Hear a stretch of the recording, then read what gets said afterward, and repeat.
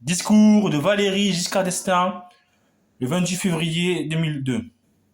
Madame, Messieurs, Ladies and Gentlemen, Men, Damen and Uren, vous êtes les membres de la Convention sur l'avenir de l'Europe.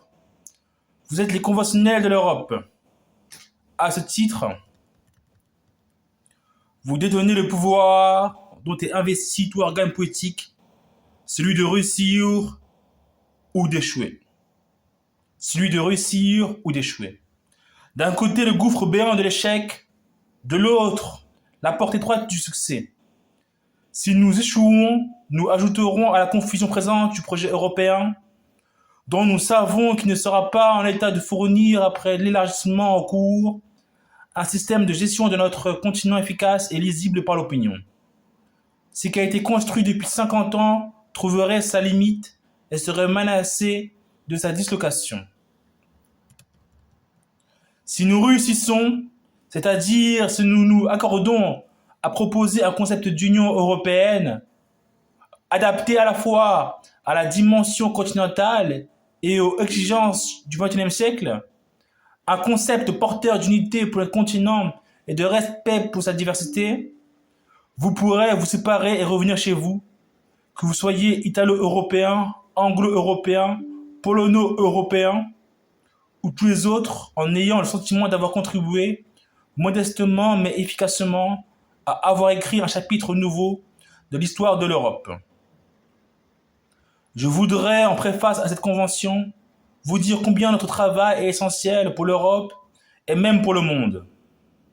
Vous dire aussi que notre mission sera difficile car elle devra conjuguer la dynamique d'un mouvement associant les États et les hommes à une grande rigueur de pensée et de méthode. Je conduirai par un appel à l'enthousiasme lancé à vous les conventionnels, aux dirigeants des États membres et des États candidats et à toutes les citoyennes et tous les citoyens de l'Europe, des plus âgés qui ont souffert des affrontements cruels du passé, jusqu'aux plus jeunes qui rêvent de voir s'ouvrir en Europe un large espace de liberté et d'opportunité. Le Conseil européen ne pouvait pas souligner davantage l'importance de nos travaux qu'en créant cette puissante équipe de la Convention dont vous êtes membre. Cette équipe de 105 membres, sur 2 vice-présidents de premier plan, M. Giuliano Amato et Jean-Luc Dehaene, ayant exercé les plus hautes responsabilités dans 2 pays fondateurs, la présence parmi les représentants du Parlement européen, des parlements nationaux et des gouvernements, de personnalités de grande stature ayant réfléchi aux données du débat européen, garantira la qualité du dialogue qu'ils entretiendront avec leurs instances nationales, vis-à-vis desquelles ils joueront un rôle de relais indispensable. À ce propos, je remercie chaleureusement celles de ces instances qui ont répondu positivement à mon appel en désignant des femmes pour les représenter. Quant aux 2 représentants de la Commission, ils nous feront bénéficier de leur grande expertise et de leur connaissance pratique de l'Europe communautaire. La forte représentation des pays candidats, avec 39 membres, assurera à la Convention une connaissance précise de leurs aspirations et du rôle qu'ils souhaitent jouer en Europe. Le secrétariat général de la Convention sera assuré par un diplomate de haut niveau ayant l'expérience des institutions européennes. Je remercie le gouvernement britannique d'avoir facilité sa désignation. Enfin, la petite équipe du secrétariat général, jeune et talentueuse, choisie exclusivement en fonction de ses mérites, constituera, j'en suis sûr, le plus brillant think tank de la grande aventure européenne et sera un outil de cohérence et de méthode pour nos travaux. La Convention s'inscrit dans la continuité d'une histoire européenne riche et féconde. Le chemin parcouru depuis Jean Monnet, Konrad Adenauer, Paul-Henri Spaak et Alcide de Gasperi est gigantesque, à peine croyable. Rien que votre présence commune dans cette salle aurait paru inimaginable et aurait fait rêver les Britanniques, les Allemands, les Français, les Néerlandais, il y a moins de 60 ans, et les Tchèques, les Hongrois et les Roumains, il y a moins de 15 ans. L'Europe a avancé, pas à pas, de traité en traité. Le chemin est jalonné d'accords partiels, de crises vite surmontées. Le trait le plus frappant est que l'Europe a pu paraître bloquée à certaines époques, mais qu'elle n'a jamais reculé. En changeant de monnaie avec une remarquable capacité d'adaptation et une forme de joie populaire, 302 millions d'Européens viennent de jeter par-dessus le moulin le reproche d'eurosclérose et de montrer qu'ils sont capables d'approuver ce qu'on leur propose lorsqu'ils le jugent simple et utile. Le long de ce parcours, les institutions européennes, le Conseil, le Parlement européen, la Commission, la Cour de justice ont rendu des services signalés auxquels il faut rendre hommage.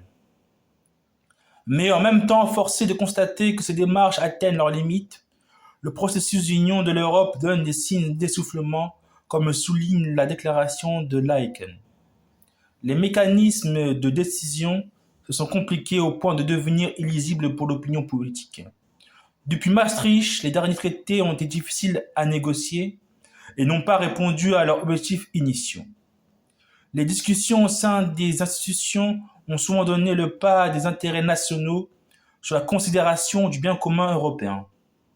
Enfin, le taux d'abstention aux élections européennes atteint un niveau inquiétant, dépassant pour la première fois en 1999 le seuil hautement symbolique de 50%. Nous devons y porter remède dans l'intérêt de l'Europe, mais aussi dans l'intérêt du monde. Le monde actuel manque d'une Europe forte, unie et pacifique. Le monde se sentirait mieux s'il pouvait compter sur l'Europe, une Europe s'exprimant d'une seule voix, certes pour affirmer le respect de ses alliances, mais aussi pour faire entendre chaque fois que c'est nécessaire un message de tolérance et de modération, d'ouverture sur les différences et de respect des droits de l'homme. N'oublions pas que notre continent a apporté à l'humanité, depuis l'Antiquité gréco-latine jusqu'au siècle des Lumières, les trois apports fondamentaux de la raison, de l'humanisme et de la liberté. Oui, chacun se sentirait mieux sur notre planète s'il pouvait entendre la voix forte de l'Europe. Si nous réussissons dans 25 ans ou 50 ans la distance qui nous sépare du traité de Rome, l'Europe aura changé de rôle dans le monde. Elle sera respectée et écoutée non seulement comme la puissance économique qu'elle est déjà, mais comme une puissance politique qui parlera d'égal à égal avec les plus grandes puissances de la planète, existantes ou à venir, et qui disposera des moyens d'agir pour affirmer ses valeurs, assurer sa sécurité et jouer un rôle actif dans le maintien de la paix internationale. Nos travaux, mesdames, messieurs, les membres de la Convention, ne constitueront qu'une étape de la nouvelle Europe, mais c'est un point de passage obligé pour donner un nouveau départ à notre aventure multinationale. Le piétinement actuel de l'Europe tient à plusieurs facteurs, notamment l'enchevêtrement des compétences, la complexité des procédures et peut-être aussi l'affaiblissement de la volonté politique. Mais surtout, je crois à une cause centrale, la difficulté de conjuguer un fort sentiment d'appartenance à l'Union européenne et le maintien d'une identité nationale. Cette difficulté existe déjà aujourd'hui, mais elle sera accentuée par le nombre et la diversité des États qui participeront demain à la vie de l'Union européenne. Cette demande est relativement nouvelle. Pendant les premières décennies de l'Union de l'Europe, où les identités nationales restaient fortes au point d'avoir alimenté des affrontements sanglants pour les protéger ou pour les étendre, et où le projet ne concernait qu'une petite Europe. Relativement homogène, la seule question qui se posait était celle de faire avancer l'intégration européenne. Depuis les années 1990, nous avons vu grandir une autre demande, celle de la recherche d'une compatibilité entre le désir d'appartenance à une Union européenne forte et le maintien d'un ancrage solide dans la vie politique, sociale et culturelle nationale.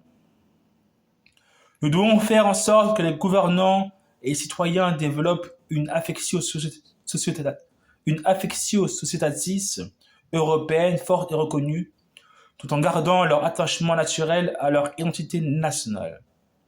C'est en considérant l'ensemble de ces données que le Conseil européen réuni à Laeken a décidé de créer la Convention sur l'avenir de l'Europe, dont vous êtes membre en lui assignant comme mission de préparer la réforme de ces structures et de nous engager, si nous nous en montrons capables sur la voie d'une constitution pour l'Europe.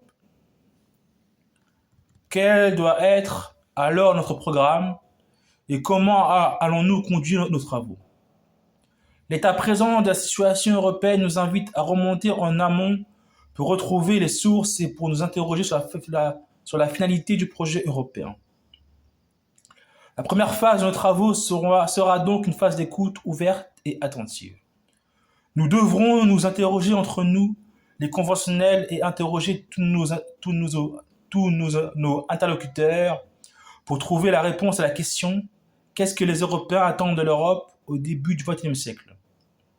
Nous devons partir sans idée préconçue et former notre vision de la nouvelle Europe par une écoute constante et attentive de tous nos partenaires, gouvernants et gouvernés, partenaires économiques et sociaux, représentants des collectivités territoriales déjà présents ici, membres des associations et de la société civile représentées au forum, mais aussi celles et ceux qui n'ont pas d'autre identité que leur appartenance à l'Europe. Dans cette écoute, nous devons privilégier deux cibles: les jeunes, pour lesquels je souhaiterais que nous puissions organiser une convention des jeunes de l'Europe qui tiendrait une session sur le modèle de la nôtre, et les citoyens des pays candidats qui vont faire à la fois la découverte et l'apprentissage de l'Union européenne. Nous ferons appel aux moyens contemporains et interactifs d'écoute, notamment sur l'Internet.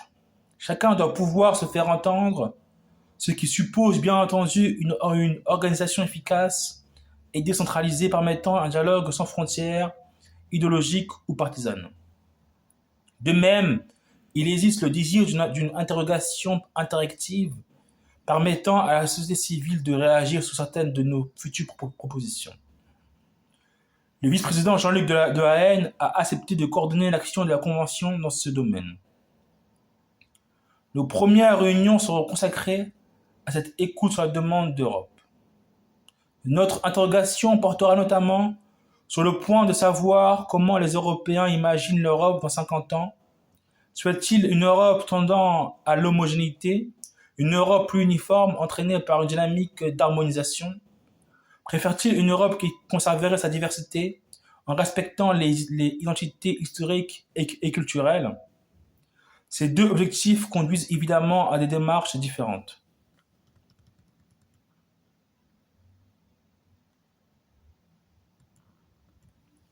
De même, nous devrons intensifier notre écoute sur une question que la déclaration de Nice a placée en tête des demandes à notre convention et dont la déclaration de Laeken souligne l'importance, celle de la définition des compétences respectives de l'Union européenne et des États membres.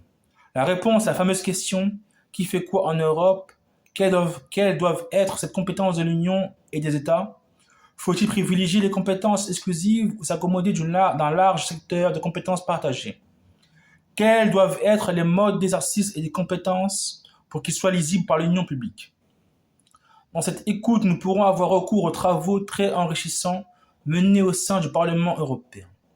Peut-être pour faciliter la démarche de nos interlocuteurs de la société civile, devrons-nous élaborer une forme de questionnement sur l'Europe à l'image de ce qui a déjà été fait dans certains États membres.